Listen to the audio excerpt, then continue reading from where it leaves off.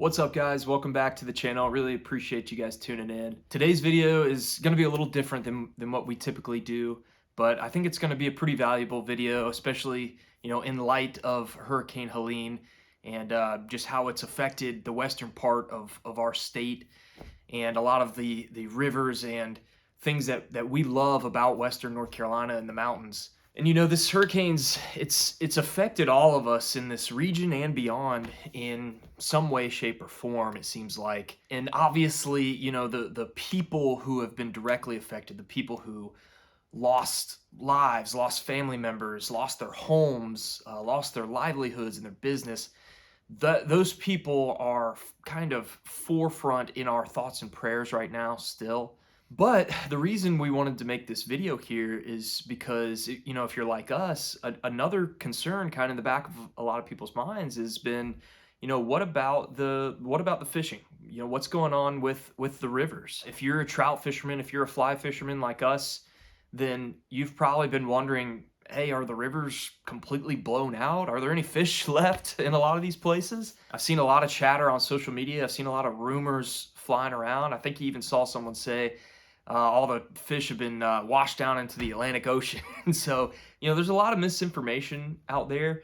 And what we wanted to do with this video and with a recent trip that we just took up there is to kind of gather some information for ourselves, go talk to some fly shop owners, go see some rivers, and just give you guys a report back. Now, before I really get into this video, I want to preface that what I'm about to say here, it absolutely does not take away from the fact that there are still people who need a lot of help. There's still people, there's still volunteer work to be done. There's still donations that should be dropped off.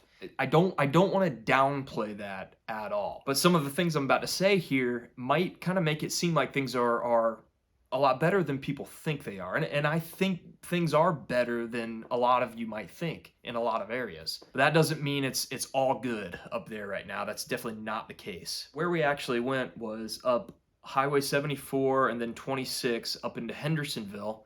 And then from Hendersonville to Asheville, where we volunteered. And then from Asheville down into Brevard and finished the day down in Rosman.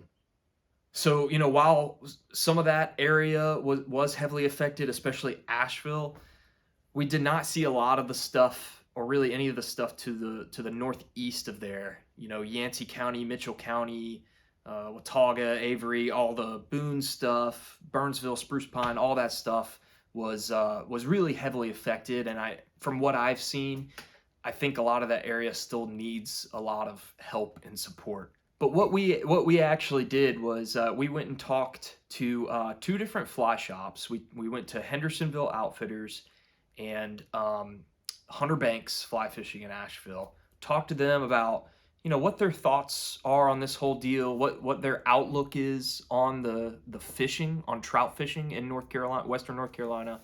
And then, like I said, we also looked at three different rivers. We went and visited the North Mills River. We went and visited the Davidson River, and then we went and saw East Fork French Broad. And we also saw kind of the main French Broad in Asheville as well.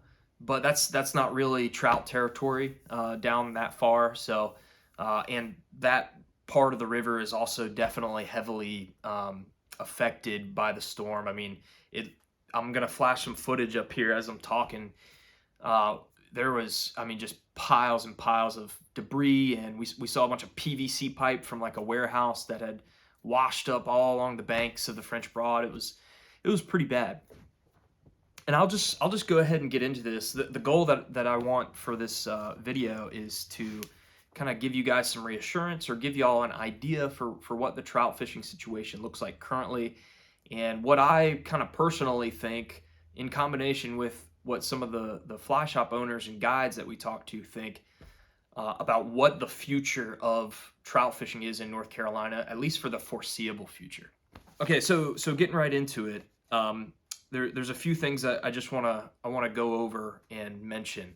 The first thing is what do the rivers look like? What's the conditions of the rivers right now? Are they fishable? Are they completely blown out still?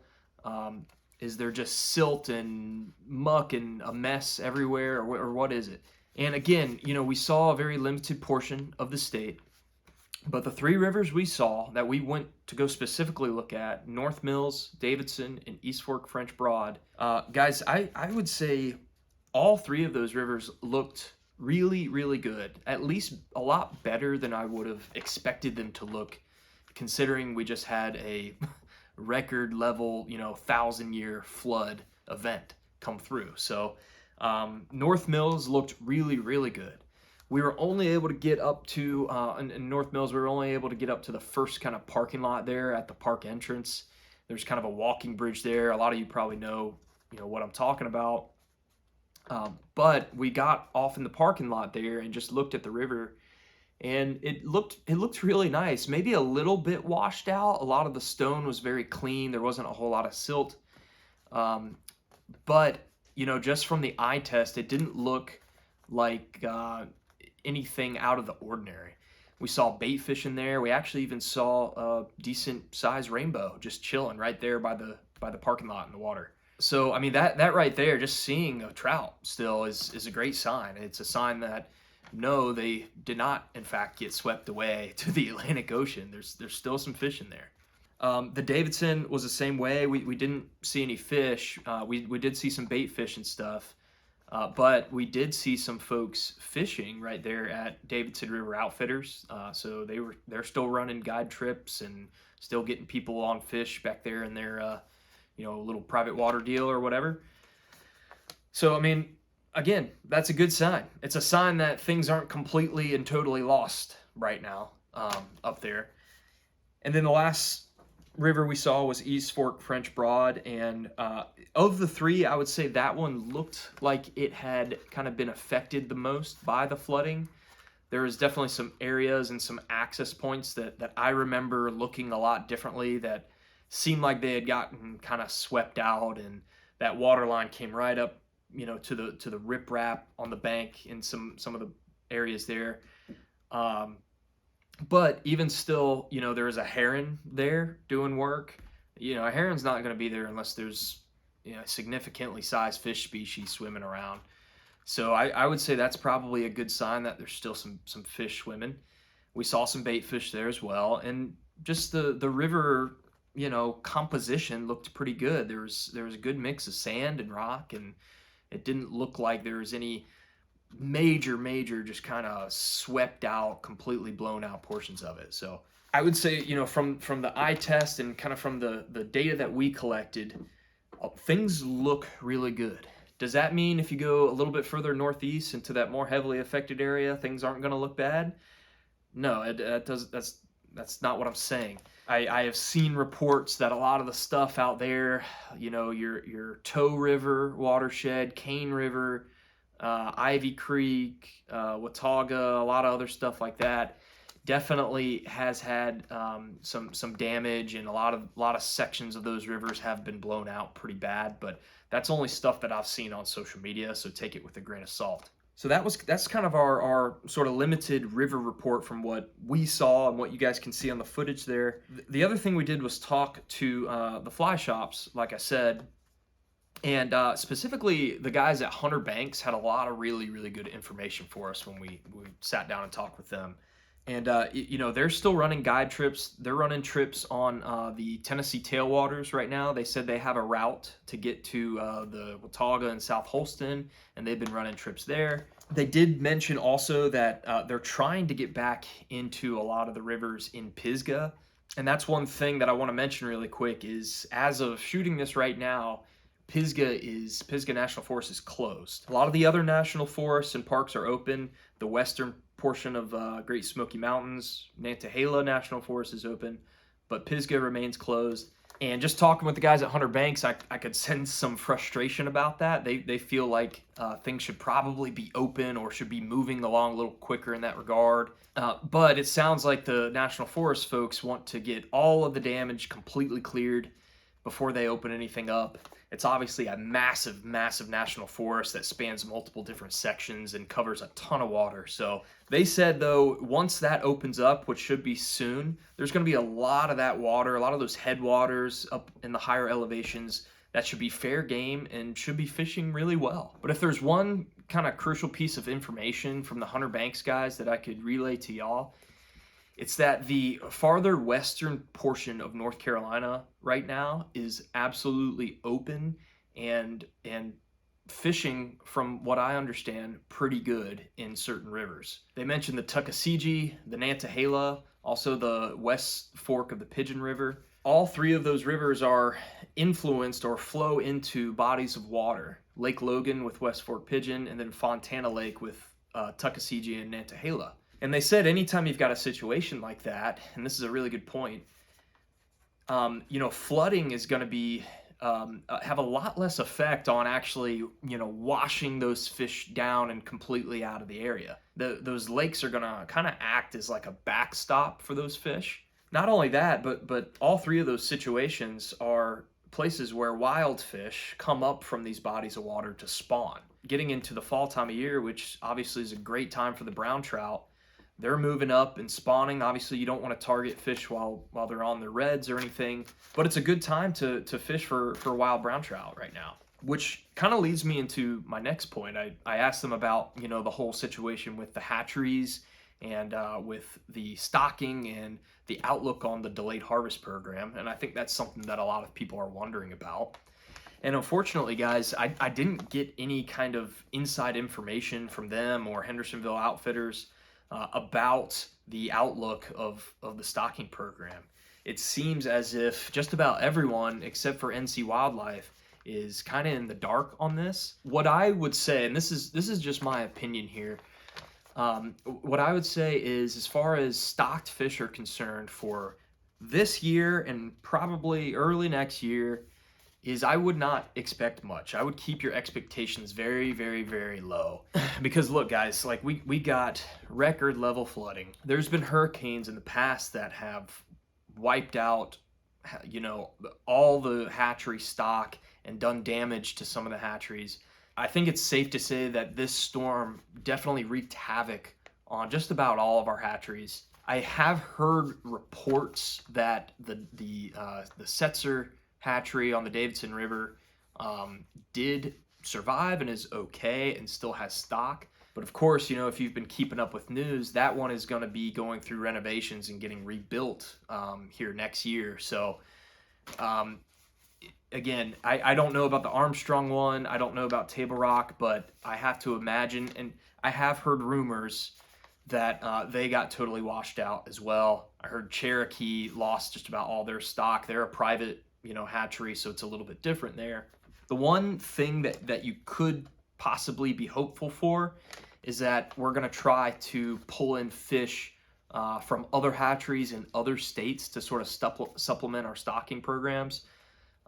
Again, I would not expect that. If it happens this fall or maybe early 2025, then we could be pleasantly surprised. But I think every one of us as anglers needs to probably go into this next kind of phase of fishing in Western North Carolina with different expectations, with the expectation that we're going to be chasing wild fish, that it's probably going to be harder to find large amounts of fish, and that we're going to have to really, focus and tune in our tactics and get really good at casting and things like that. Which, guys, I think is a great thing. I think this whole situation could honestly be a really great reset for the fishing in North Carolina, while still allowing everyone fishing opportunities. I mean, it doesn't mean, just because there's no stocked fish doesn't mean all the fishing opportunities are disappearing. I think that's really the main point that I want to get across here in this video today.